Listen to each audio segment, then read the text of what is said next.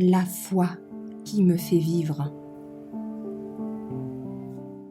La signification du pardon, le 3 mai. Pardon et acceptation.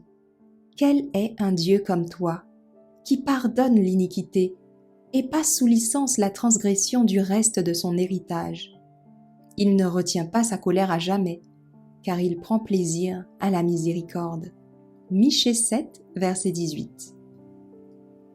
Le pardon de Dieu n'est pas seulement un acte judiciaire par lequel il nous libère de la condamnation.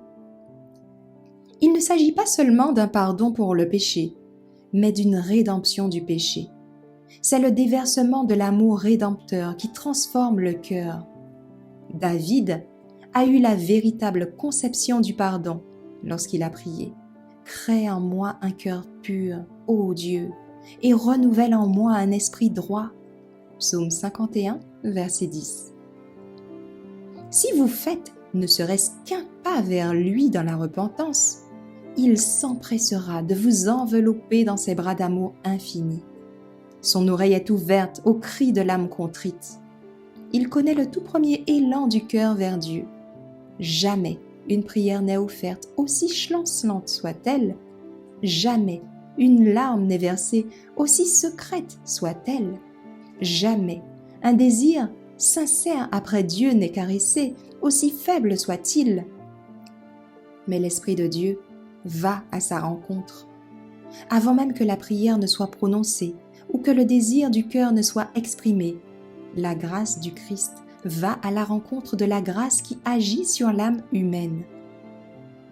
Votre Père céleste vous enlèvera les vêtements souillés par le péché.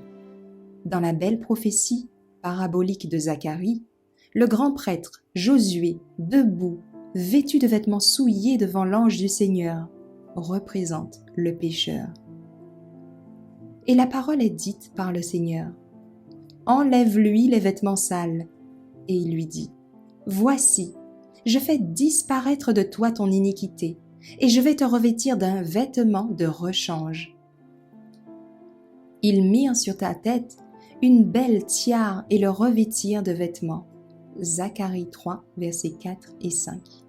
De même, Dieu vous revêtira des vêtements du salut et vous couvrira de la robe de la justice. Ésaïe 61, verset 10. Si tu marches dans mes voies, déclare-t-il, je te donnerai des places pour marcher parmi ceux qui se tiennent là, même parmi les saints anges qui entourent son trône. Zacharie 3, verset 7.